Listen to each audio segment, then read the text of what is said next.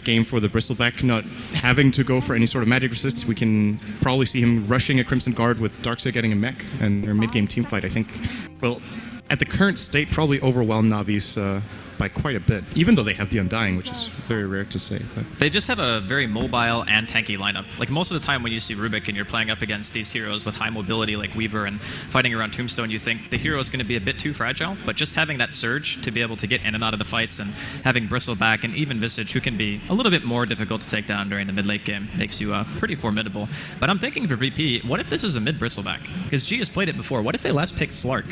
I actually think that hero does very well against Nave's lineup in regards to not having any way of locking him down outside of Dragon Tail. And DK is terrible against Slark in the late game. Like, he's just going to get mass Essence Shift stacks, and you're not going to be able to do a thing to him.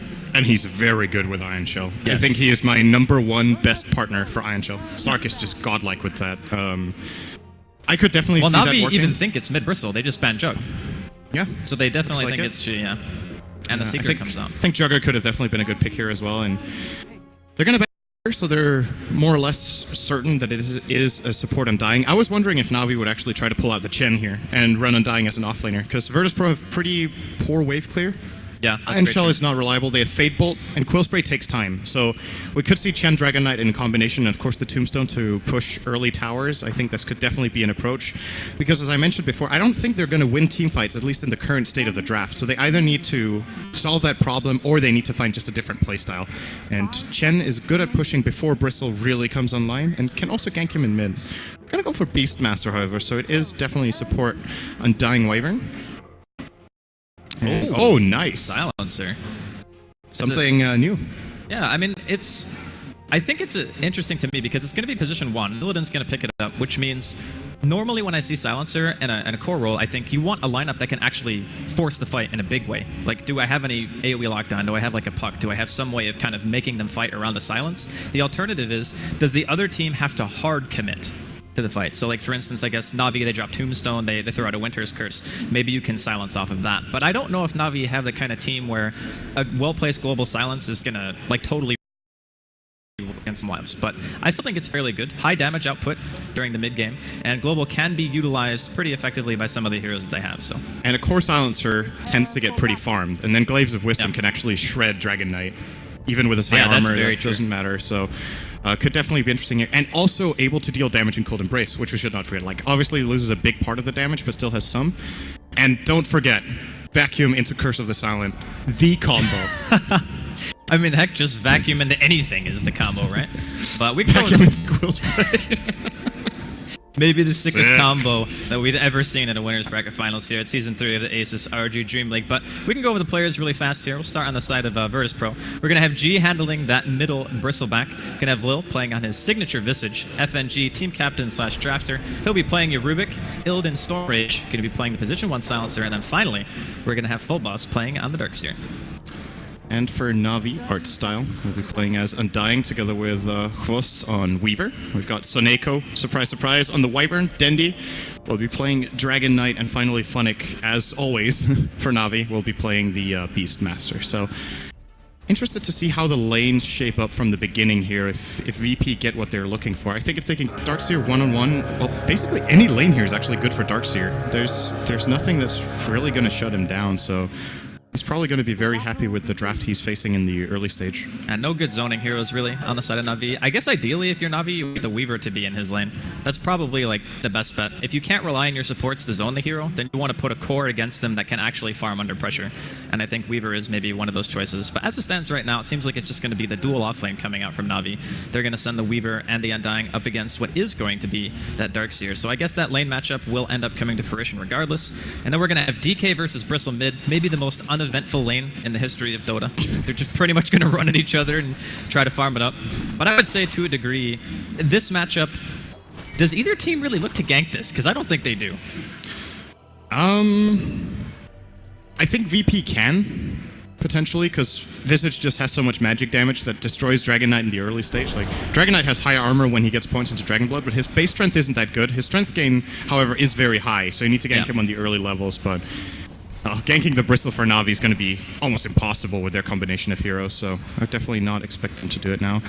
aggressive trialing from Virtus. They're going to run into Funnick, who's going to get completely shut down by this, and just this early setup, I think, favors Virtus Pro quite a bit. They will be winning 2 lanes. Or not winning 2 lanes. They will be winning bottom for sure. I think they tie mid, and I think Darkseer gets more. Sanako here in middle lane. Classic Sanako play. Oh, he's walking it into the trees. He gets one more auto attack with the Arctic Burn. Courier down. Bottle, of course, was fairy at the G before it dropped, so it's not going to be a total disaster, but very nice snipe. Yeah, Sanako loves doing this when he's playing the Winter Wyvern and is able to move early on. This is basically more valuable than a First Blood, so very important play. It's gonna probably allow Funnick to get boots fairly soon. Might give Dendi a slight edge in the mid lane, as it's currently completely even, so he will be leading because of that influx of gold. It comes down to rune control, though, right? Like, if G gets bottom rune because he has a tri-line bottom, I don't think the courier kill is going to matter too much, at least for him. Like, right now, he gets the secure, he's got, like, his tri-lane, so it's just going to be a bit annoying. And very important to note is Funnick is level 1, and I don't think this is going to change anytime soon as long as FNG plays like this. Whereas Phobos is almost level 3 in the top lane, and Na'Vi have really bad heroes at ganking Darkseer. They actually have none until they have level 6 on the Beastmaster or Dragon Knight. They will never be able to get him. Whenever they go in with Tombstone and the Arctic Burn, he can just surge, as they're gonna try for G in mid, actually. We said it wasn't gonna happen.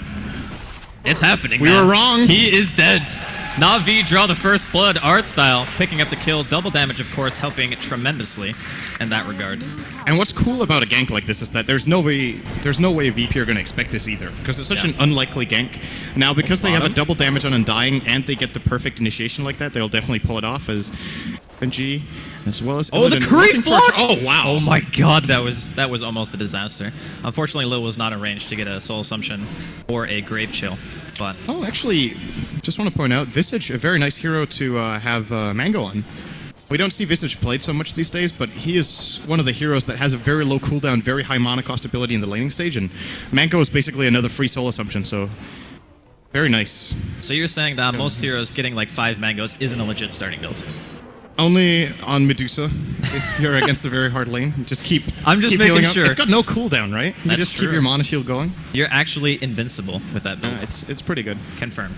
Okay, so if we're in this kind of relatively static laning phase, and we're Na'Vi, and our mid game is going to be reliant, I mean, it's not really a 4 protect 1, but at the end of the day, you're going to want to try to make some space for Phobos, maybe use Dendi's Dragon Form to start pressuring some towers. Are you comfortable with the way that things are going right now? I think you're not comfortable with Beastmaster being level 1, and well, he's 2 now. That's why they've rotated, right? Because they need Funnick to be a part of this game. The Roar is going to be a key ability as they put a lot of pressure down here. Tombstone goes out. They're going to use Arctic Burn as well, and Lil could actually be in trouble. He used his Grave Chill already. He's completely cornered. Very nice dive from Na'Vi, who might even be able to get a bonus kill here. If Funnick can get in, no Boar available, however, as Illidan is running, but the Boar actually does reach, and now a Splinter Blast as well. Nice stick usage, though. What is this? Na'Vi diving into your 3-minute 4? Definitely, and they're going to trade. How many are they going to trade? What time is this? That's not your base, Na'Vi. Lil's already back into the action right now. He wants to find Sonico. He's going to go for the teleport out after using Cold Embrace onto Artstyle. Artstyle is just going for the well. He's like, I need a TP. There's no disables. Is he really making it out of this? Even G's coming into the fray. Artstyle makes it away. Are you serious? 5-minute base dive, and Na'Vi don't lose a person for it. Actually, they lost 1. Excuse me, they lost 20. But still, that was ridiculous. There's no other team that you would expect to do that.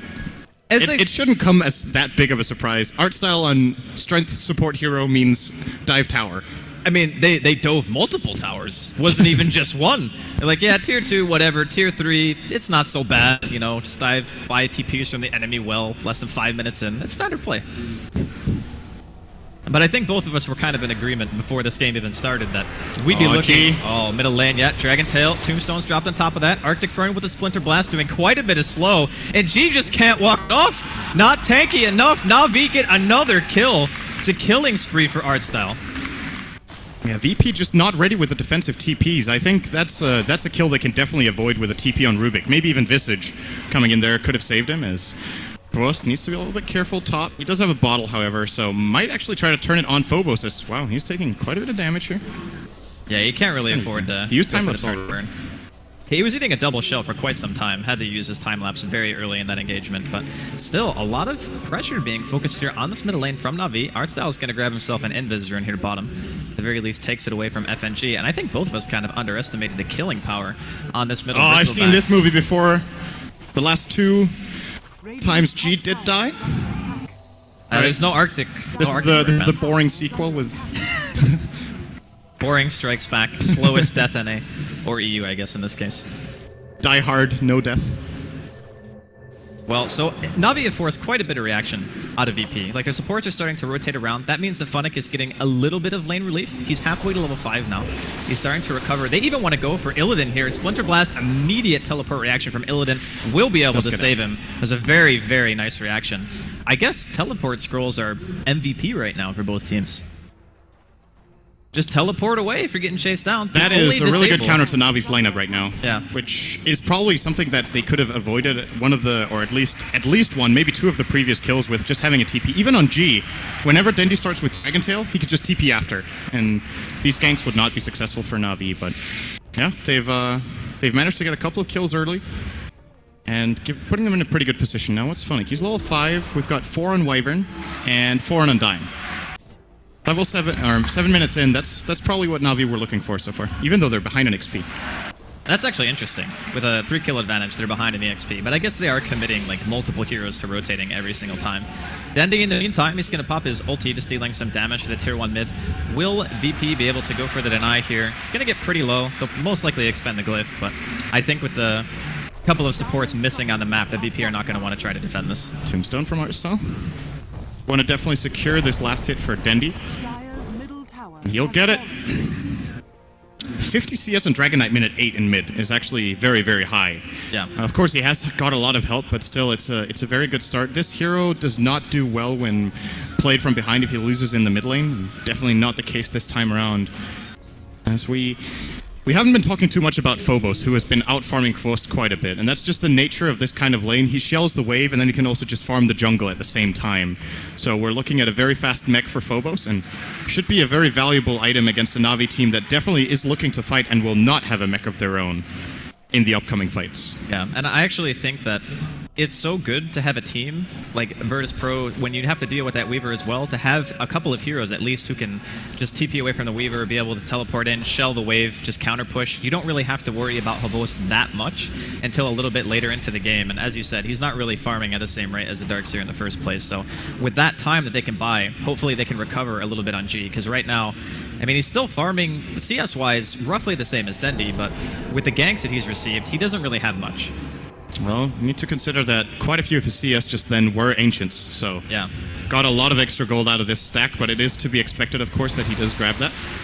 And the question is what item build we see him go for. He could buy the Treads now, or he could start looking at a Vitality booster. He's going to go the Treads first. I think Treads on Bristle are like core even before Vanguard in almost every situation, just because of Tread swapping on that hero really is good. So value. It is very, very good. Now, Na'Vi once again sieging up here. This time it's going to be the bottom tier 1. Double Dragon, OP confirmed. And that was the weakness we talked about for VP in the draft, that they have pretty weak wave clear. So when Na'Vi group up for this, we were talking about the possibility of grabbing a Chen. They went for Beastmaster, who can also push the Boars, and of course the Aura, helping out nicely. And they need to be careful they don't lose too many towers early. They've lost 2 tier 1s in 9 minutes. They haven't even got close to claiming one themselves, barely done any damage even. I think the one nice thing about Dragon Knight in this particular draft too is you don't really have to commit with the hero. You just pop the ulti, you throw a few auto attacks off onto the tower, and it's kind of like Pugna in a sense. You're guaranteeing that you're going to get damage out. It's never wasted time to sit there and attack the tower, because you do it once or twice and it just dies. The enemy team either puts up a defense or they let it drop. So I think that no matter what, Na'Vi are going to continue to be they're going to continue applying pressure like this until VP can put together a defense, and I think that's going to be heavily based on that mech that you mentioned earlier for Phobos. Yeah, they should definitely be looking to fight when they have the mech. If they just keep farming and they have a mech in case Na'Vi starts a team fight, I think they're playing it wrong. They need to initiate with the Rubik, who's found a decently fast level 6. It's time for Visage to get his 6 as well. They're giving Lil a little bit of space in mid. And then at that point, I believe their teamfight is actually stronger than Navi's. Unless if Na'Vi get the jump with Dendi's soon-to-be completed Shadowblade minute 11. And he's obviously going to turn that into Silver Edge against the Bristle. Yep. So they need to hit their timing window very well, as Soneko is mega dead. Will be killed by Lil, who gets a decent amount of experience from that. Not even that bad, though. I mean, they trade a tier 1 for a support. I think Navi That's are true. A-okay. And I'm pretty sure Dendi didn't even use Dragon Form yet. Was still on cooldown from the last time when they were Navi pushing. can actually hold this tower, too. They could drop the Tombstone, and that's probably going to repel VP. Oh, art style Going going to in. drop it here, and yeah, let's get the hell out of They there. just bail. There's not really that great of chase, although Havos is coming in. Dendi walking closer, does set Dragon Form. Oh, wow, they reached the roar. Long distance. Illidan going to be going down here. Wall is dropped. Soul Sub to go find Dendi to try to turn him away, but Full Boss, he just dropping way too fast. Havos now on case, going after G. They're not really doing too much damage to the Bristle right now. They should eventually fall back, and they do. Havos is used to time-lapse himself back, but I mean, these engagements all very heavily favoring Navi. Yeah, a little bit conservative with the Global Silence. We haven't seen it used yet. I think Illidan could have definitely saved them both there, but they were expecting that they would be able to get out. Yeah. But when they see Navi chasing like that and closing the gap, you just global TP. These kills are very, very important. And Navi just keeps snowballing off it. Dendi's Shadow Blade is already complete at minute 12. That's actually crazy. Really scary right now, and he's even going to get the stack. I'm wondering how many minutes it's going to take before this is a full Silver Edge, and then Bristle is not even going to be scary anymore. That's very early on into the game that they will have a nice counter. Do you think that he actually opts to go for the Silver Edge, or do you think think that maybe BKB in this case just protects you a little bit more? Because honestly, with the magic immunity, what kills him on BP? Like, the Silencer will deal no damage because Glaives don't pierce magic immunity, and the Bristleback doesn't really do any damage on his own. So you're actually still thinking that Silver Edge is the choice. I'm just wondering if he's going to die even without it. Yeah, that's true. The majority of VP's damage is physical. The main thing he needs to be careful with is the soul assumption, but he can rely on the fact that if VP try to go for him, it's going to take them time. So he's definitely going to get a soul rip, and he might get a cold embrace too. So I would say definitely go for the aggressive build with the Silver Edge and try It's to better get some for key pushing pickups. too. Yes. Slightly better. Navi. And also gives decent health. Like, it's still a Sanj build-up. So Yeah, it's 16 strength, right? Something like that. It's pretty good. Let me check that. I'm actually not sure about the stats on that item, but where is it? Why can't I I find think it? it is 16. Oh, bottom lane. Vacuum. Onto. Yeah, it is. Tombstone is dropped here. Going to see a lift onto art style, but I do not think VP want to be diving under the tower. It's going to be repelled for the time being. And Phobos, I think he's sending out his mech right now. Yes, indeed he is. So if they want to try to pressure this tier 1, the Tombstone will be on cooldown. They want to go deep. G is going in right now. FNG with the stolen Shikuchi. They dropped the global, but they're not really dealing any damage in this time. Sonico got his Arctic burn off, but he's actually going to fly into the entirety of VP. Puts himself in a cold embrace, but it's just delaying the inevitable. Art style went for the TP out, got canceled by the telekinesis. Soul Assumption goes off. Art style likely going to be dropping here as well. Stolen Decay from the Rubik. See if he can maybe snatch a Lassie here, but I think they'll probably just give it to Illidan, and indeed they do. +2. Yeah, +2. That Actually, is one +8 dumb now. zombie. Oh, Dendi, though, in the meantime.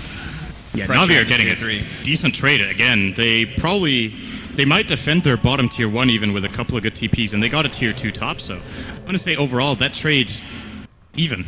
Maybe even favoring Navi at the end of the We day. haven't really talked much about it, but VP's push is pretty lackluster. Yes, Like, absolutely. you kind of need Visage Birds to deal damage to the towers, and that's not a good position to be in. Like, you want to be able to use them to scout a bit more, look for kills, open up with a handful of stuns, but if you need that damage at this stage in the game, you need to start winning fights, like a lot of them, and then use your item and gold advantage to try to push that way, because Navi have huge superiority when it comes to push. They just need to keep looking for fights like that. And Yeah. the next time they do it, there's not going to be a tier 2 for Navi to claim top, so if they push out their waves decently, as Phobos is roasted by Gone, Dendi. Oh, can they find a counter kill? Soneko. Nice curse coming off onto Illidan. FNG, he gets the stolen curse, puts it onto Funnick. The book is attacking him as well. He's forced to run away. FNG, though, not going to be making it out of this one. Does end up saving at least one of his teammates. And I guess a value trade for now. But the Splinter Blast connecting on 2. Here comes Savos from the back. Shikuchi's in. Lil, he's going to go down. Not able to get another Soul Assumption off. Art style, in the meantime, putting the Cold Embrace to heal up. And Illidan, he drops under his tier 3 tower. G now forced to run away. No one is on the side of VP to help him at all. He's just standing by his tier 3 all on his own. 4 members dead from Virtus Pro here at just 15 minutes in. And Navi, they got the Dragon Form. They're going for the tier 2. The moment Art Style runs in, VP actually don't have much of a counterplay without Global. He just runs in front. They can't turn on him because they know he's going to get cold embraced and just stay alive, and he already uses all his big abilities. And Na'Vi are taking really big advantage of the early lead they got in this game and just skyrocketing on the gold graphs now, getting another tower, almost claiming all tier 2s at minute 16. They might get this bottom one as well, to be honest. I'm not sure if VP can fight it, but they're definitely going to try for it. And on second thought, Na'Vi will probably go back here. Even they have a third dragon form, but this is not the time. VP feeling a little bit under the knife here. Gonna go ahead and smoke up, looking for some kind of action. I think maybe they were assuming Na'Vi would try Roshan, or maybe they just want to sneak it themselves. Wouldn't be too bad of an idea at this point. If they can get it unpunished, that would be a very good thing. Maybe they can take a team fight off of this. But who do you give it to? You give it to G or Illidan, I guess. Yeah. I think you give it to G in this case, and just have him run. Oh, well, you need to get it first. God. Well, there's 4 stacks of goo on him, so he's going to be dropping. They cannot afford to lose this Roche. That would be an absolute disaster. I think they get it. I think they do get it, but the What's it damage gonna cost, into the though? pit, they pop the mech. DK Phobos is solo vacuum into the pit from Sonico, but he flies away with the Arctic Burn on Dendi. He's forced to run away. The curse coming in from Sonico, taking down Phobos. It looks like Na'Vi want to overrun this fight. Illidan, he's running away, but there's just too many zombies. He has Aegis, it's going to get popped. Lil dies on the back line. Roar coming out onto G. He's going to be dropping next, and I don't think Illidan, even with the Aegis, is going to be able to do a whole heck of a lot here. Another Breathe Fire coming in from Dendi, securing the kill onto G. Illidan, he gets 1 kill. Wow, He's actually really? still alive. Lil with the Really, bird stuns. Illidan? It's coming in. Funnick, he's very low right now. Stolen Shikuchi from FNG. He actually kills the Necronomicon creep on his way and taking half of his health and damage. And now Funnick throws out the axes, ends up going down to the Rubik, and in the end, almost everyone on both teams die. Holy shit, what a turnaround. And Illidan died twice. So I still say that Na'Vi probably come out ahead just on the sheer fact that they had Aegis and they wanted to try to do something for it. But in terms of experience, VP come out on top. That was insane. I was sure they had lost that fight entirely. Those birds, man. Yeah, the birds. And Illidan dealt a lot of damage, just barely staying alive there, getting so many attacks off and stealing even more intelligence. He's starting to turn into a decent core. He has opted to go for the Rod of Atos build, which is going to provide a lot of utility, I want to say even against the Undying that you usually don't see that item used on, but they just need to kite and buy time, basically, in these fights. And, of course, it is a good item stat-wise for Silencer. Gives him everything he wants, intelligence and a lot of health. And I'm curious to see where Illidan goes with this. He could look for a very aggressive build with something like a Hex. I think he can't really afford to get another defensive item after getting and the Atos already. Needs to get something that deals some good damage. So I'm thinking Force Staff as like a hybrid, or maybe going for the full aggressive Hex here. I think Force Staff is really nice. I mean, they only have 2 single target disables, really. I guess Curse is kind of one of them too, but if you Force Staff somebody away from a DK stun or a Roar, that's really nice to be able to just get them out of harm's way, and then you can look to just global on top of that and maybe take a fight. But as far as the Silencer's overall effectiveness, I'm not really feeling like... It's not that Illidan's playing it poorly, it's just I don't know if the hero is supposed to function that well against this lineup in particular. Because they're not like waiting for a Wombo combo, they're not able to use the silence to force an engagement. It's more just like, okay, we pop it at a random time and hope for the best. Yeah, it did seem like a little bit of an odd pick when they got it here. They didn't have one good global that gave them 2 kills bottom when they traded for the tier 2 top, so that wasn't really that beneficial after all. That was a tower dive, right? But if they start to set up the fight, like, we need to be looking at what VP are definitely planning for in the next 10 minutes, where Darkseer will have a blink within a few minutes, I'm assuming. So if they can blink vacuum and global right away, they give a lot of time for the Bristle to start stacking up quills. The birds can drop an even combo afterwards. And of course, Rubik can pretty much steal whatever spell he wants during that time if they time it well. And maybe, maybe globaling and stealing a key ability could give them the teamfight ability they need. Yeah, that's very true. It's hard to coordinate that, though. Yeah, it is very difficult, but it could work. And by the way, Dendi did go for BKB. Did I mention that instead of the... He just picked it up right now as they're pushing into the tier 2. Went for that instead of the Silver Edge. Definitely going to be his next choice. There's pretty much no doubt about that. Yeah, I think so too. Global? Okay, they found Sonico. Yeah, I mean, if they global for 1 and they force Na'Vi back, I think it's still worth it. They are going to get the kill onto the Winter Wyvern, but they want to turn it around. And Illidan Roar comes in, vacuum a wall onto Dendi. He's forced him off the BKB, but Breathe Fire doing so much damage to the side of VP. They just can't stand here. Surge away from FNG still drops regardless. Lil getting chased down, ends up dropping to Dendi as well. And it looks like VP are just kind of falling apart at this point. FNG bites back, but they're going to lose their Darkseer, and G does not look to be in great shape either. No teleport support to his name. He's doing quite a bit of damage with Quills, though. Maybe they can turn this around. FNG with a Stolen Breathe Fire, dealing quite a bit of damage. G still alive, just facing his back to Artstyle. Are you serious? He's still alive right now. G living through everything. The buyback from FNG actually paying off. These turnarounds that VP managed to get on fights that are just completely lost. Like incredible. FNG, if he stole any other spell than Breathe Fire, that buyback would have not worked. Yeah. Like even Decay wouldn't have done as much damage. And he got 2 off in the time that it took him to kill G. He still had his Crimson during that team fight and just turned his back to the wall. Like, if I can't see them, they're not there. And I think Dendi is actually doing 0 damage because of Crimson Guard active and the damage reduction from Breathe Fire. Of course, the 35% reduction on that ability is enough to keep him alive there. And I want to say, he used that. Did you see how late he used the Crimson Guard? It's like, it was very I don't late. need my team. I'm going to use it when I'm the only person left. Would it have been on cooldown for any reason? Like, I'm thinking to myself, is there actually any way that item was on cooldown? I don't know. I think he forgot to use it, honestly. I don't know if that would have been a better... Like, that's the funny thing. It might have been a worse play. Because maybe Na'Vi would have got a couple of kills and they would have been damaged and they would have thought, okay, we need to retreat. But instead they get greedy. I don't blame them for it. That looked like such an easily won fight, but it's going to end up pretty much in a draw. I think a draw still favors VP, though, in the current position that they're in. I don't think that DK and Weaver necessarily fall off, but I do feel that Undying does. Even though Artstyle's had a very good game so far, like he's 7-3-10. He's been involved in pretty much all the action, as you would expect an Undying to be. But I just kind of think that going high ground for Na'Vi is going to be the real test. You have DK, so your high ground siege isn't too bad, but the Weaver has been forced into buying a Drums BKB, so it's a very defensive build. Obviously wants it against the Silencer, but I'm wondering if Manta might not have been better for him in this game.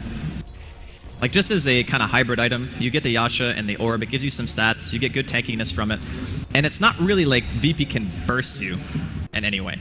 It's decent. I just feel like the actual illusions, like, it's good for breaking the silence, but so for the purpose of just using it defensively, it's cool. Yeah. But the illusions of Weaver itself, like, doesn't have the best stats. Yeah, pretty meh. They have short range, they're not really tanky, even though it, of course, does give 10 attributes, like you said, so... I just feel like it's one of the worst agility carries, actually, in general, to get Manta on. In this game, I would agree, though, that there is some merit. I still think BKB is just the more solid choice. It's a safer item, for sure. Yeah, because else if he plays aggressively and he suddenly gets telekinesis, he could just get burst down in one go. Yeah, that's very, very true. Now, Funnick here, he's got his book 3. And this is the guy who was level, what, like 4 or 5 minutes into the game? Got tri-lane against, pretty much, from VP.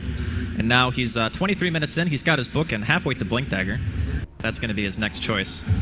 And the rest of Na'Vi just continually applying pressure here. And for once, VP are not looking for any kind of lane push or smoke or anything like that. They're actually just stuck in their base. And this is a really bad feeling, I think, if you're VP. I think they are making the decision to save their smoke for when Roshan can spawn. And instead of making a smoke play now, which might result in a kill or two, their next smoke is on 4-minute cooldown in stock. So they need to make sure that this one counts. And they will easily be able to hold the line, I think. For Na'Vi to push into the base, like you said, is going to be the real challenge. And they want Na'Vi to come in there, because they have Blink on Darkseer, and I don't think he has shown it. Now with the Crimson Guard already used from Artstyle, that's a big item that's going to be on cooldown should the fight break out in a moment. And maybe Na'Vi will just claim a little bit of damage here. Maybe not. They're going to just go in for G. This could be a big mistake. A vacuum wall. The Global Silence comes out. Dendi, though, pops the BKBs, trying to go back onto full boss. They kill the Tombstone. I'm not sure if they want to pursue outside of the base, but VP, they feel confident. They're going to go for it. They throw a Surge out on a G, turns us back to take minimal damage. FNG, though, getting kind of caught out on the front line. He steals the Chikuchi just in time to make himself back. And now Weaver pops his own BKB, wants to continue to chase, but there's just not enough damage output to take anyone down from VP. They want to turn it again. They find Dendi in the front line. Cold Embrace, going to keep him alive for the time being. FNG still going in aggressively with that Chikuchi. They find the kill on Dendi. And Virtus Pro, they defend their high ground. Oh, nice Blink Vacuum as well. Oh, Artstyle. He's a goner. Not going to be able to walk that one off. Are they going to be able to find Funnick too? Look at FNG, how he's low got he is. lift. He's got the lift. He's going for the TP. He bakes it out. He manages to get it. They're going to find 3 kills here. And it's more intelligence in the bank for Illidan, now up to 22. Did you notice how hard he actually hit with Cold Embrace on? Like a truck. It's 90% of his intelligence he's doing in bonus damage. His current int is, what's that? 130? It's 128, correct me if I'm wrong, right? Yeah. Somewhere around 128. There. So that means his glaives do an extra about 110 pure damage. I think, yeah, it was like 108 when he was If hitting you that look at creep. Dendy's health pool, that means every single glaive is about 10% of his That's total true. health. Or maybe that's a little bit of an exaggeration. Let's say 7 or 8. But And you with- also have to account for the physical damage as well. So it is probably Well, if like... he's Cold Embrace, that's 0. Yeah, that's Right, true. so- That's true. So yeah, outside of Cold Embrace, he just gets destroyed if he doesn't have BKB up. But that BKB charge was the 9-second BKB that Dendy popped. So I think they have like 2 or 3 more tries to go high ground where they feel like if they just get one good initiation, they're probably set and they can maybe look to racks. But that's also... VP didn't have to buy back. They didn't even lose a hero. So that's a little bit concerning if I'm Navi right now. I say, okay, we just failed a high ground push, and we failed it pretty badly. They lost their entire lead almost on that play. Yeah. I think a lot of other teams play that safe and maintain their lead and then go for the Roche play. But instead now, this inevitable Roche fight is going to be Navi with a 2k lead instead of a 7k lead. And then all of a sudden, VP will... If Navi do not make the most of their BKBs, I think they lose every fight.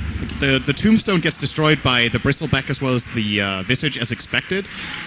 And once the Tombstone is down and their BKBs are down, they're suddenly not looking so hot in the fights anymore, so they need to be very careful. I honestly think that FNG being able to have Shikuchi at his disposal makes such a big difference in these team fights. Like, how in the hell else is a Rubik ever going to walk up into that lineup and get a lift?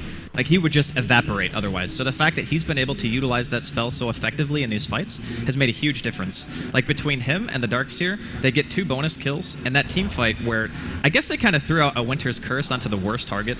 Yeah, Like, that was putting kind it- of wasted. I Putting agree. it onto G was like, maybe they were feeling very confident that they could even just force a fight off that, but I don't think they'll make that mistake again. I agree. That was definitely not the play. Of a rare mistake, might I add, from Soneko on the Wyvern, who usually gets really, really good ultimates, but Yeah. got a little too eager, as we're going to actually have the double smoke action here with Navi having vision over Roshan currently with the Hawk sitting there, and Virtus Pro will probably claim this bottom tower for free as a result. Worth noting as well, VP do have their glyph, so if Navi start pushing into the base now, they can buy time and get back, and that is definitely going to be Navi's play. They have the Necro 3 out in mid, Dendi has Dragon Form ready. We're looking for another See how big this goes vacuum down. wall here as well. And important Nope, to note he that- didn't reach it. No tower damage. Oh, okay. Still good for VP, but Lil actually has a Solar Crest. I'm not sure if you brought that up, but I think Nope. we haven't really talked about it yet. And that's huge for Bristle. Like, having that hero front line.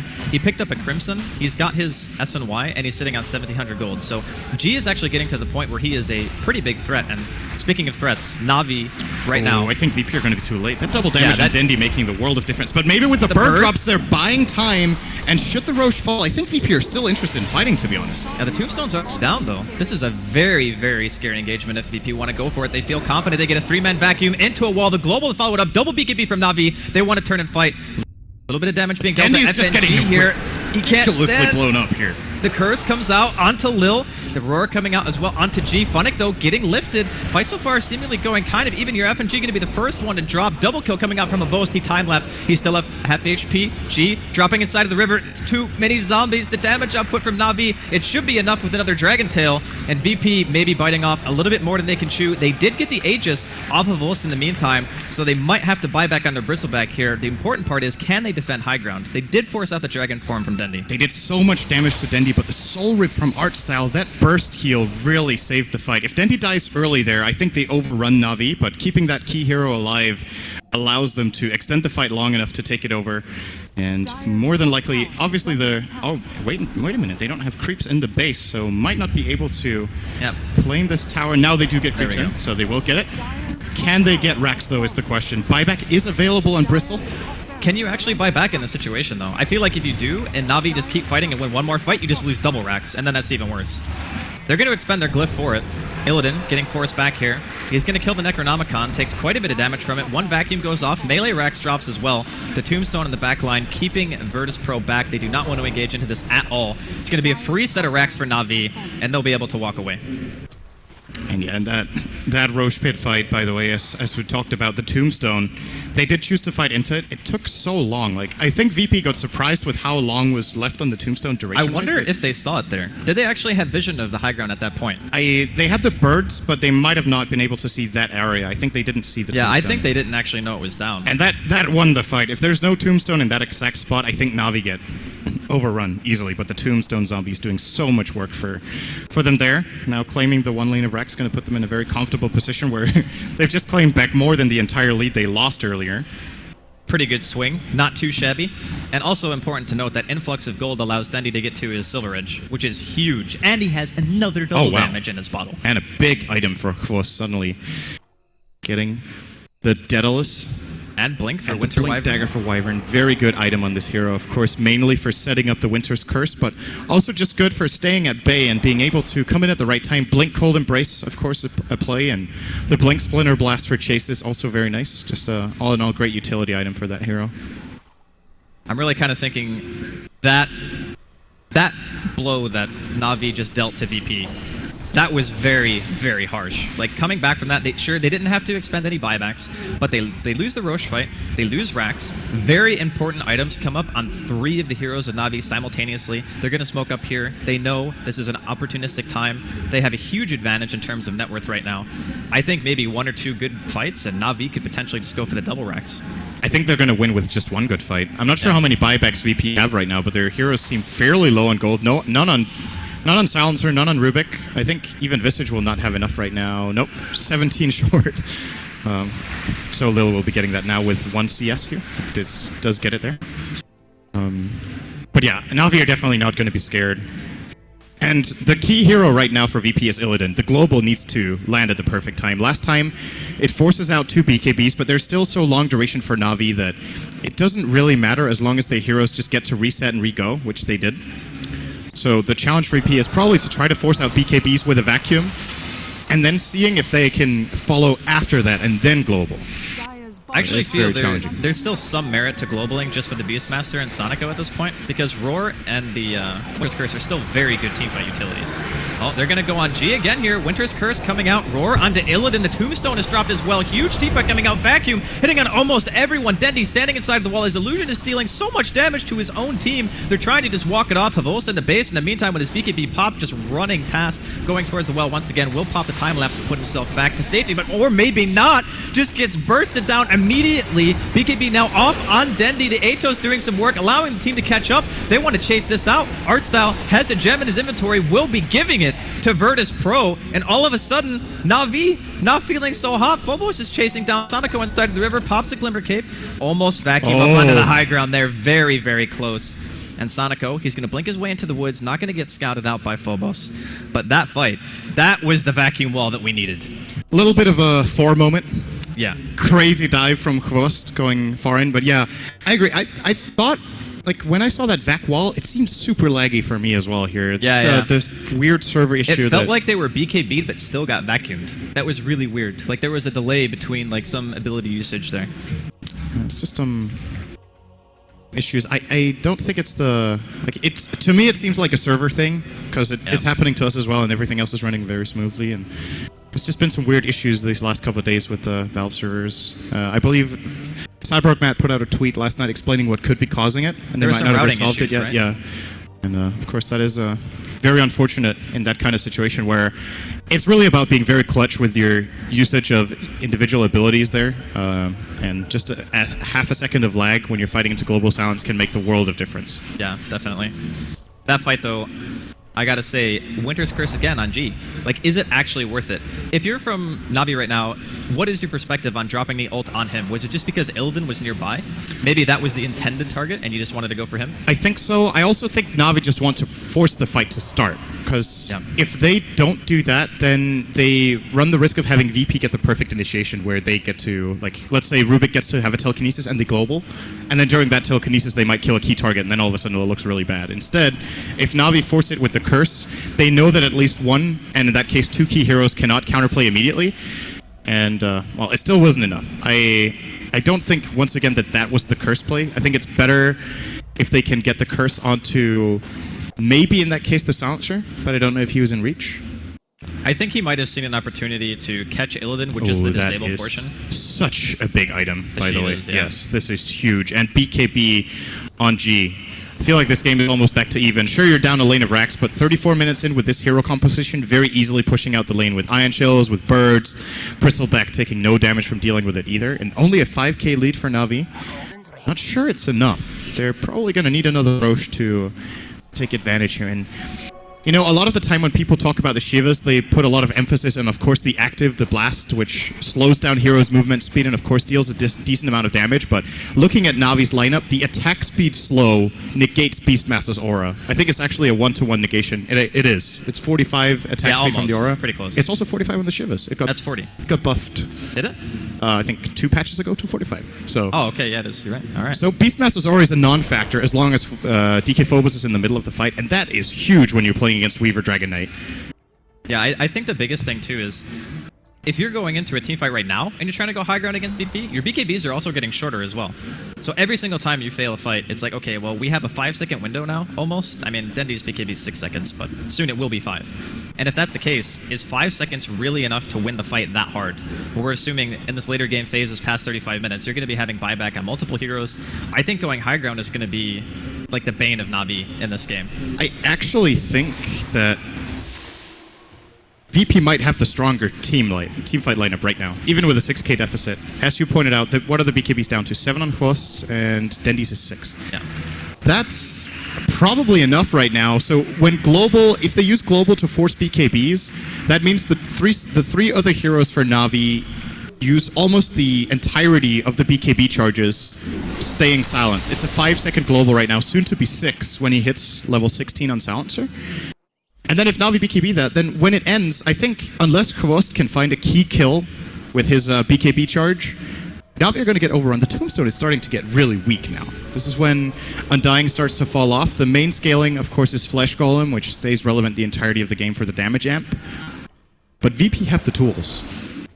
I feel like in this game, Khvost really wants to prey on FNG. Like, that's his intended target. Like, okay, I kill him, I prevent, like, Winter's Curse from getting stolen, I prevent Tombstone or Roar from getting stolen, but he just can't find him. FNG has been very good at having Shukuchi most of the game. In fact, he had it a while ago. It faded probably, like, a minute or so ago from his actual spell slot, but he also has Ghost. So if you can't find the Rubik kill, who is your other target? Like, everyone on the side of VP is actually very difficult to kill, especially when you're trying to go up into high ground. Yeah, like, look even at Lil's Lil, armor. He's a beast. He's got Solar Crest. 41 armor when he's next to the Kiras of Illidan. I guess, of course, it falls off, but Weaver is a lot about the first few hits burst. Yeah. And armor from Gravekeeper's Cloak is going to keep him safe. So. Yeah. Are we ever thinking that there's a point in this game where Khvost actually just gets so farmed that maybe the tables turn on VP, and in the late game the Weaver is actually too hard to deal with on his own? I don't think so. I think Silencer with Hex and Refresher is going to make quick work of him in any stage of the game. Okay. If you get a Hex and you global, you force Navi to try to use defensive BKBs to even save Khvost, and then you can refresh him to again. And he will definitely fall. That is, of course, somewhere down the line. It's probably 15 to 20 minutes away if Illidan keeps finding decent farm. But it's definitely something for VP to aim at. I really don't know if Navi's late game is better. They're also going to be fighting against themselves with the wall, which of course scales very well, but then you could also make the argument, well, Wyvern is kind of similar, turning the enemy teams against themselves, so. Yeah. We're in for a really interesting late game here, and you brought up a good point as far as finding Rubik. I think if they don't, it's not just about stealing the Shukuchi that we've seen in the past. It's actually not that difficult to steal Primal Roar. And that would be the biggest ability I think he can find against Navi in this game. Roaring down the Weaver is going to ruin their fight entirely. Oh, this is ballsy. VP putting G inside of the pit. Dendy is going to find a stun onto Illidan. They need to be able to save him here. The silence comes out. 3-man vacuum. The wall is dropped as well. Artstyle already wants out of this team fight. It both pops the BKB, immediately throws at the time lapse. They're chasing Dendy out of the fight. Winter's Curse coming out. It's onto 3 members of Virtus Pro. Funnick comes in, gets the roar, throws VP to the side. They want to go on G. Cold Embrace healing up Funnick here. No one is actually dropped just yet. Illidan is so low along with G. The first one to go down is Funnick, and Dendy soon to follow. VP winning the fight for the time being. Sonico, he wants to take down somebody, but the Arctic Burn's not enough. Lil, he finds a kill onto Khvost, and VP, they're going to be able to secure Roshan. I think they're definitely leading the game, even down to lane of Rex. Rex. And Phobos inside of the woods. He gets art style as well. 4 down on the side of Na'Vi. They're losing their effigies to creeps, but it's fine. We got Roshan. I really want to commend Illidan on his choice. He has historically made some really bad item and skill build choices. He was known for it for a while. The Kyrus this game was the perfect choice. I think it's been incredible for him. A stat actually came up that it's the first time in competitive Dota that Silencer gets the item. I kind of have a hard time believing that. I feel like I've seen it before, but it might have just been some pub games or whatever. You know what it is? It's Slasher's way. That's why. I mean, true. outside of the Shadow Blade. That is true. But in this game, it's been incredible. It's given him the tankiness he needed together with the Rod of Atos. He stayed alive through these engages. And Na'Vi just weren't able to bring him down with this 25 armor, and of course the Crimson Guard popped. They just can't finish him off. And in that last fight, if Illidan has any other like more regular silencer item, say a BKB or a Hex, he explodes. He would have died very quickly. Yeah. And Na'Vi would have probably, won the game even before that fight if he didn't have the AC. So very, very nice choice from Illidan this game. I kind of got to wonder. We've been seeing a lot of the same styles of fights coming out from VP. It's like everything opens up with a vacuum, really. And is it kind of Na'Vi's draft that they have all these heroes who have to stand very close together that just allows Phobos to constantly find these really big vacuum wall plays? Because it feels like almost every single fight they get caught at least 3 heroes. It's just the nature of Na'Vi's lineup. It's in your face. They have to go in with multiple heroes. Like, they're not going to kill anyone unless Dendi and Hvos commit in together. And most of the time, they will want art style in the middle of it for the Flesh Collar. So those 3 heroes will very naturally get caught together. Of course, if they're BKB, they won't be touched by the vacuum. But even if they don't get touched, they still put the wall, and they just retreat behind it. And Na'Vi, Dendi in particular, really doesn't want to run through that wall and give them a Frost Dragon. And DK level 3 form, pretty OP in terms of illusions. And Virtus Pro now getting the tier 1 in the off lane here. 41 minutes in, pretty standard timing, tier 1 kill. But they've also been fighting on the back foot for a very long time, and I would say this is probably the first time in the game after that Roshan fight where they feel confident enough to be out on the map on their own. Because that was the next thing I was going to bring up if Na'Vi managed to successfully fight that Roshan, is if you're VP, we've only seen one style of fight, and that's defensive fighting. And I think when VP are out on the map, their lineup is still a tiny bit weaker because you're not always able to find those openings with the Darkseer quite as easily. But now, because of that huge win, I'd say that doesn't really matter. And there are 2 very big items coming the way of VP soon. Silencer's Hex is about 1,000 gold away. You're looking over at Rubik, who just got a Blink. Darkseer, I believe this might be a refresher, which is going to be an absolute nightmare for Na'Vi when their BKBs are as low duration as they are. If the first vacuum forces out BKBs, he just needs to reset and get a second wall back, and then they're in a lot of trouble. He could also consider turning this into either a Lotus Orb or a Linken's, which I think both of the items would be very good. There's a lot of single target abilities in Na'Vi that would reflect Wyvern ult, Roar, Dragon Tail. It's a lot of merit to the Lotus. And I guess you just throw it on G, right? Because he's always the target, like no matter what. I think Illidan's going to be more the primary target from here on out. They have to kill him. He deals more damage than G. Yeah, that is true.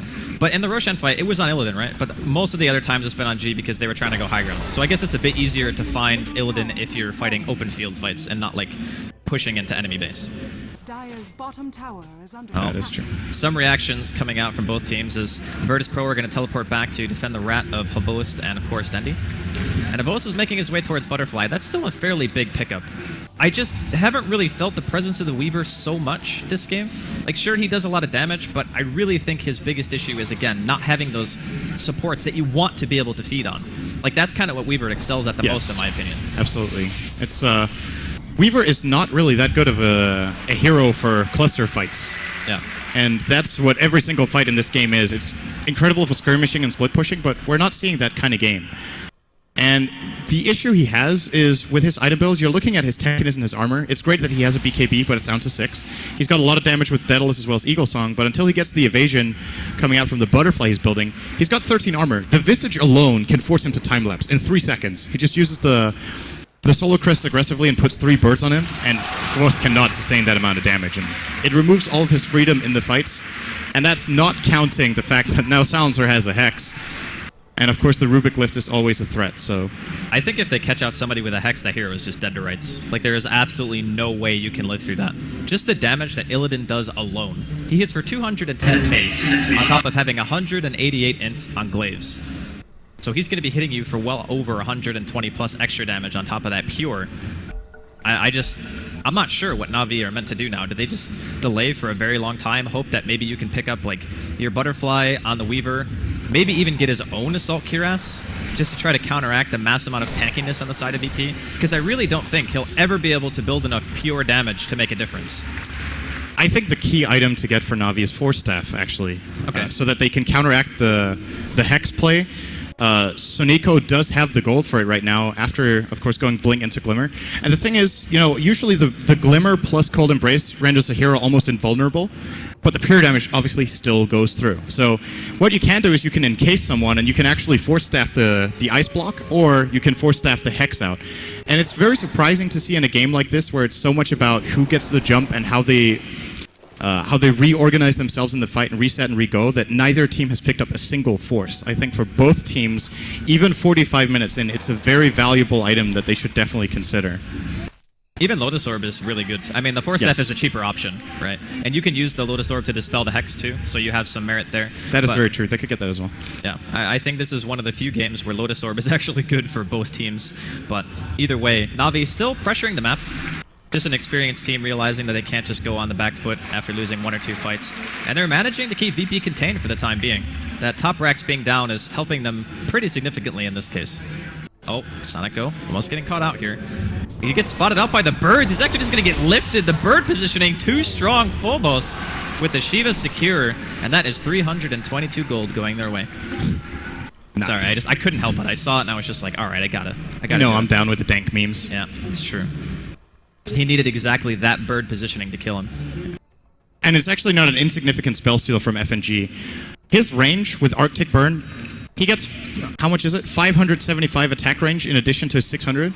He's gonna, when he uses Arctic Burn, you're usually like, wow, Wyvern hits really far away. He has an additional 175 range with this, and it's a decent slow.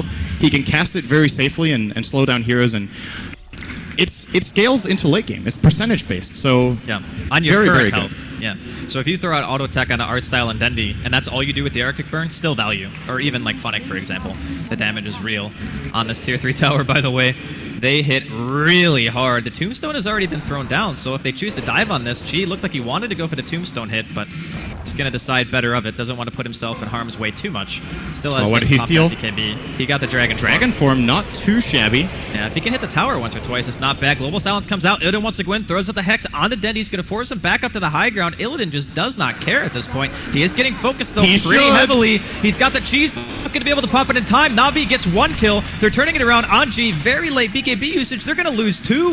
Na'Vi pushing VP back for the time being. FNG Shikuchiing as an Elder Dragon. Who would have ever thought that could actually happen? And Soneko, he's going to get bursted down by the birds. Dendy now receiving a stun on top of that. Havos picking up a double in the meantime. 3-for-1 exchange so far. Na'Vi only losing the Winter Wyvern. Not a bad defense at all. And you need to consider, Funnick wasn't even there. Like, he was split pushing mid and almost got the tier 3. Forced the Darkseer back to defend.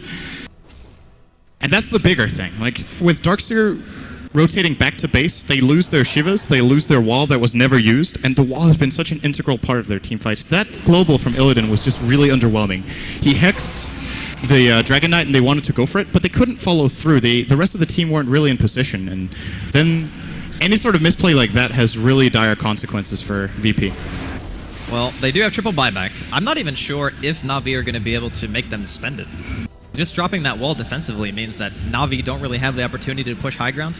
I guess that's the problem when you have to use DK Dragon Form every fight, is that your one high ground hero can't actually go high ground anymore until the ulti's back up cooldown. So I guess it's a little bit of a blessing for VP in disguise. It's still okay. I mean, they're all going to be up for contesting Roshan, which right now Na'Vi are currently poised to try to take. They have everyone up, but Havos is still sitting at around half health, and it sounds like a small thing, but being half HP for a Roshan fight is not great. Yeah, and it's actually going to take Na'Vi quite a bit of time to kill this Rosh. It's starting to scale pretty well. They're going to use the book. If they get caught here, they might actually lose the game. Okay, this is a very ballsy play. They're killing it pretty slow, looks like VP have no idea. Okay, now the damage is coming Global in. is ready in 10. Well, they got it a bit faster than I thought they would, actually. Havos actually does a ton of damage. He got his Butterfly after that team fight, and he has 2,400 gold on top of that. I really do not think that VP want to engage this. Oh, and Na'Vi see this with the Hawk as well. They know exactly what's going on. They can choose whether they want to go or not. They're just going to play it safe here. That is the good call, I think. Yeah, I agree with this decision. Even with Aegis, just fight in a better arena for you.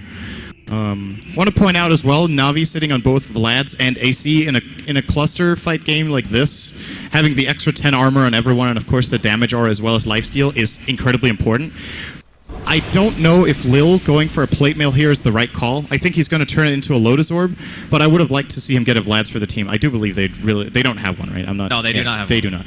So that it's so valuable for its cost. Like the new Vlad's is even better than the old one because it also works even on the silencer. The lifesteal can make a big difference.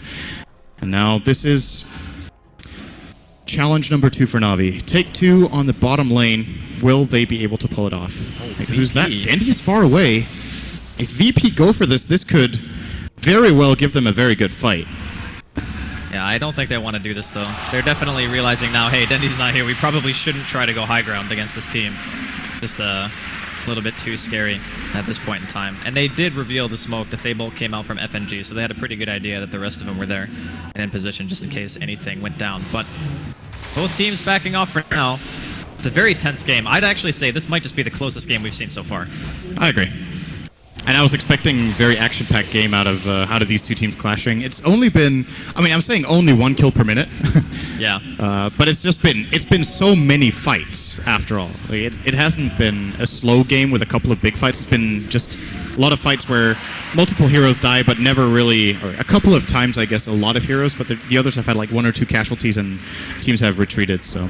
The other thing, too, is when you have very experienced teams, both teams vie for the map control, and FNG going for that lift, not going to be able to get it, but just a matter of like moving around on the map and Na'Vi forcing pressure against VP and making them sit in their base, even when we both felt that VP were in a good spot, that's just good play. Like, you don't want the enemy team to free farm if you can pressure them enough to force them back, so. Oh, FNG. Got Shukuchi. Spell he likes. And Darkseer actually has the choice now of saving for buyback or going for the ref, and he's saving for now. Is saving really, like, for Darkseer buying back, is it actually that good? It is if he's the one getting jumped. If they can force BKBs to kill the Darkseer and he can all of a sudden surprise them with a buyback, he comes in very fast. He has Boots of Travel and Blink. So you think kind of like a suicide play? Yeah, they can use it as a bait, and that might be the way to play into Aegis Cheese. When Na'Vi have that, they of course do have an advantage in the upcoming fight, and it's all about forcing out BKBs and key ultimates and getting a trade. Although, of course, the refresher would be ridiculous if he doesn't get jumped as well. Like getting 2 vacuums and 2 walls, very, very powerful. However, for me, if they can wait until Illidan has his refresher too and buy them at the same time, they can get the biggest surprise fight that Na'Vi is probably not going to win, even with Aegis and Cheese, but he's got a way to go for Illidan, so yeah, he has perhaps not too likely. I think just having the buyback should be enough. Like, Na'Vi, they could probably deal significant damage here, but I would be very surprised if they could just flat out win the game on this push, but they're going to try to go for it. Havos, he's going to get Lil here inside of the base, has that Aegis, of course, he's going to get Hex, still has an evasion though, going to get healed big up by cooldown. Embrace. 30 seconds on the Hex. This is probably the tower, I think. Yeah, their range damage is insane. Dendi, he's going to walk up here. They're very, very aggressive in their positioning on VP. Oh, he stole Tombstone on FNG. Oh. That's the goal call for VP. Well, I mean, they're just going to run it off right now. Phobos going for vacuum. He actually managed it on 3. Here comes the global silence. Artstyle in a lot of trouble here. He's most likely going to be the first one to drop. Havos has his own BKB pop. He's going in the backline. He wants to find Illid inside of the base. And Lil, he's going to eat a roar here from Funnick. He is also going to go down. Winter's Curse coming out onto G. Sonico going to be the next one to drop here. And it seems like VP have the momentum to push this out. Dendi now on retreat, realizing he might have stayed a little bit too long. Has a Cheese at his disposal, but he's got no Oh, that's team. a waste of Cheese Yeah, there. that was not great. Big His team fight was for way VP. gone. That's a key spell steal. It just prompts the engage, and Na'Vi being a Tombstone down and fighting into 1 is, even though it's 52 minutes, it's just an annoying slow. And if you look at these team fights, I mean, it's funny because when we're observing this, it's very hard to keep track of the action. Imagine playing a fight like that. It's just one big clusterfuck, and you don't know what you're going on, more or less. So Tombstone can actually, just for the mental aspect of that fight and keeping the overview, it causes a lot of chaos and confusion, and VP get a big advantage out of that. Frost needs to be careful. He could get Blink lifted right now, or just Blink hexed. This is probably just going to be the Aegis down the drain. Yeah, It there is. it goes. They have a couple of birds to stun him out, but the BKB's up, so I think he'll be fine here. Yep. Yeah, he just pops Forced it for to use safety. it. This tower is gone. Na'Vi buyback on Dendi is available. They have Glyph. Now these birds are fully charged too, so I think they get this. They might even force the buyback, or at the very least trade racks. There's no glyph anymore. Yeah, look at how fast these buildings are dying. Artstyle goes in. Is that another That Tombstone is not steal? where you want to put that. It is indeed. All right, well, the Tombstone is already dead. Artstyle, he's going to get lifted here. Still has a Crimson available if he wants to pop it. He's just trying to buy time for Dendy's respawn. Artstyle, by the way, does not have buyback. He will get a Cold Embrace, though, from his teammate. Chi going back in. He's going to hit him down with his mace. And this is not great. Oh, that's they do a good Wyvern ult. curse. Illidan, he's getting really low. It eventually wears off. Vacuum and Wall onto 2. Sonico gets the Yules onto himself. Roar going off onto Illidan. They do manage to kill him. Dendy is up, and he's ready to fight. FNG totally out of mana at this point. Funnick getting chased down by a BKBG. In the meantime, Dendy, he's forced a Shadow Blade. They did not manage to find FNG, but they do manage to find G. And now VP once again on retreat. They want to get out of here. They don't end up forcing the buyback from Dendy. That respawn timing could not have been better, and Artstyle's sacrifice was not in vain. It looked like it was going to be a really bad They get decision the going Rex, in. though, so birds. Why not? I really thought he was just going to die in vain. He dropped his tombstone, he got it stolen. That's kind of worse than not dropping it. Yeah. And just Soneko kept him alive so long. Cold Embrace, I think he might have even been Glimmered. And after that, nice Glimmer Cape save on Dendy as well. Or was it? No, that was on Funnick when G was trying to run him down in the base. A very key hero to keep alive. Like right now, every single kill matters a lot because if they lose the Beastmaster there, they can't really put this amount of pressure on the map. And with him alive, they might be able to force a buyback, which is probably what the end of this game is going to come down to. Frost might have to BKB this, or at least time lapse. Oh my god, the stun lock is so real. Wasn't expecting the vacuum to stop him from BKBing between those stuns. Very I'm thinking nicely of a done. number. Is it between 3 and 5? No. Oh, then I'm lost. It's between 321 and 323. 321 and a half? Sorry. Lame. Not dank enough for Cinder and Nope. confirmed. So, Come on, you used it earlier, right? yeah, it's I was actually thinking about 4. I was thinking about 2 numbers, so I tricked you. So you just changed it. You just wanted to do that to hurt my feelings, didn't you? Well, it It's worked. the best. Okay. Anyway, VP obviously defending their base there. They kill a Ghost. Not going to be able to force a buyback or anything like that. I honestly think the next point of contention is probably just going to be Roche again. And both teams, I think, regardless of which one gets it, huge advantage going into the next fight. Absolutely. It's going to be probably the last Roche of the game. I think the team that gets it will win the game. That's how important it is right now. If VP get it, I fail to see them losing another fight. Whereas Na'Vi with it can't feel safe, but it's their...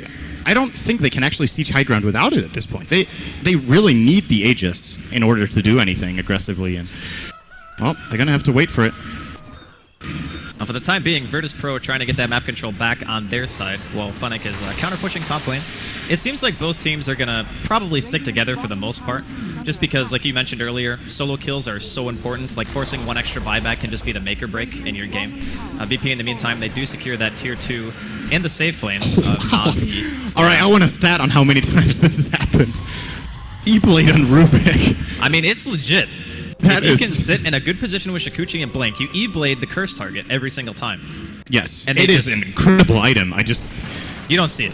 I couldn't agree more with this choice. It's probably the highest value item against a team like this. I feel like I've never seen this. It might be like the second or third time it's happened. He's actually played so well. Like, Yeah. FNG, in my opinion, got to be up there for MVP vote. Like, he's always gotten Shikuchi during fights. Maybe not the hardest spell to steal, but like you were saying, these fights are extremely hectic. And he's been stealing multiple spells and then getting Shikuchi back during the fight. At the end of the fight, when they were bottom and he stole the tombstone and they went in, he managed to get Shikuchi before that fight was over. So he's just been playing out of his mind. And he's doing that without Ags, by the way. So the cooldown on his ult is 16 seconds right now. Yeah. So using it very, very well. Getting the key abilities he really wants. And this E-Blade, I feel like, could be a game-deciding item pickup. It's the 7th time a Rubik has ever got it, was the stat coming in there. And considering the amount of games Rubik plays, that's less than a 1% item pickup. Just very, very rare that you see usually the position 5 hero that Rubik is played as, and also in this game, being able to afford it. I gotta say, This is an interesting wraparound play that Na'Vi are attempting. they're going to find somebody. That's going to be a gem, most likely going the way of Na'Vi. FNG fairly tanky, though. He's going to Blade himself gets to lift Shikuchi's away. There's the Dragon Tail. Illidan is here, though. He's not popped the global just yet. There we go. Finally, Gem is on deck. Artstyle popping that Shiva's. BKB's coming out from both teams. Vacuum on Artstyle on the low ground. Havost, he's going to be forced out of this one as well. Here comes the Winter's Curse, and everyone's turning around, dealing quite a bit of damage to Phobos. Wall still not dropped just yet. Finally going to be thrown out after a two-man Vacuum. Lil, he's dropping in the meantime. Artstyle is going to be soon to follow. Right now, it's a 2-for-1. Make that a 2-for-2 as G picks up the double. Now he wants to chase onto Havost. Dendy's also still here, but the break coming out from the Silver Edge just disintegrates G immediately. Double buyback from Virtus Pro right now. Their bottom lane was being sieged in the meantime. Funnick able to teleport his way down there, trying to go for a little bit of rat. Very nice play from Na'Vi. And FNG shows up, immediately getting Shikuchi. Another buyback. I think they're trying to set up for Roche. They want to force VP to burn more than 2 buybacks. I think the Wyvern buyback probably the least important on Navi's side, or maybe he felt he had to defend the base, but I would not agree with that for that purpose, but should secure the Roche here. I think VP, they're going to regret not buying back here. I think on the Bristle, they might have been able to take this fight 4-on-4 with the birds still being available for Visage. Was he fast enough, though? Because he does have bots. Never mind. Yeah, you're right. I definitely think he could have. They could have ported on the birds. Yeah, with all their 3 BOT. I didn't realize he had bots. So. And what's Illidan building, by the way? He's got 2 plate mails. Shivas, like, he's got Assault Caress, but they already have one on the Darkseer, so they will be going double Shivas. It's a great item on the Silencer for sure. I was wondering if there was any sort of, if he was considering the Lotus Orb on the Silencer. You mentioned But Refresher yeah, too. probably I double think Shivas. Refresher or Shivas or Lotus, they all have their merits, right? Like all of them function pretty well in this scenario. I just thought Shivas because it's the obvious go-to, extra more damage. Wow, this Rax is getting annihilated. Dendy, he's gonna get lift. Curse coming out from Sonico this time. Roar onto FNG. They want to take down that pesky Rubik, but the E-Blade and Shikuchi away. He's gonna be fine. Dendy pops the cheese. BKB still up. They're going onto Illidan straight away. Just not that much damage coming out for the time being. There is That's a good back wall. 3 taken down here. Dendy sitting inside the cold embrace. They're going to take down the Winter Wyvern. In the meantime, they do lose their bottom set of racks. Dendy, he's trying to retreat out. He's still under the vision of tier 4s. The Silver Edge is not going to get him away. And they do get 2 very big kills. Dendy, of course, does have buyback. And the rest of Na'Vi are going to does run. not, and Virtus Pro know this. I think this might be the time when you go for a Hail Mary play. You forced out the cheese. You know there's no buyback on Wyvern. That gives you 70 seconds, but can you cross the map fast enough? They have a wave mid. Are they even going to try for it? I think playing this one defensively might be a risky play, but at the same time, the threat of just the backdooring Beastmaster might repel them from going for this. Yeah, I'm not entirely sure if they can at this point. Like, they got the 2 racks bottom lane during the team fight. Like, I'm pretty sure Funnick just said, nope, I threw out my roar, I've done my job, I'm just going for buildings. And they just turned around and... Oh my god, Phobos is so huge. Yeah, Aghanims, Refresher, Shivas, Mech, Bots, Blink. That's a pretty hard slotted Darkseer right there. If he gets 2 walls on 2 key targets on Na'Vi, they cannot lose a fight. It's like impossible. Yeah. Those illusions are going to hit ridiculously hard. It's what is the damage on level 3? 140, right? It's what is it? Is it really that high? I think so. Yeah, it's 140. Yeah, 140% damage. Of course, that's only out of stats. It doesn't account for damage items. But still, the base damage of the Dragon Knight right now is about 170, and the Weaver is 160. So each of those illusions will be hitting for more than 200. And each If wall you make 2 also, of those, like, this is ridiculous. they both still nuke you as well. So I mean, it's 150 damage if you walk through the wall in general, which doesn't sound like a lot, but if you're fighting and you're just kind of like walking back and forth and your illusion keeps respawning, it can still deal a lot of damage. But Virtus Pro, if they want to try to get something back here, they know they need to try to equalize the Rax advantage, and they will be able to find the range Rax. Here comes the curse onto G. The damage output is insane with the break. He just melts again. Vacuum wall, though, hitting on 3 from Na'Vi. The refresher comes up from Phobos. He gets another wall and the global on top of it. But is it enough? VP, Na'Vi are actually running outside of their own base. They're trying to buy time. They have 2 buybacks on Weaver, and the Aegis, of course, coming out from Havost here.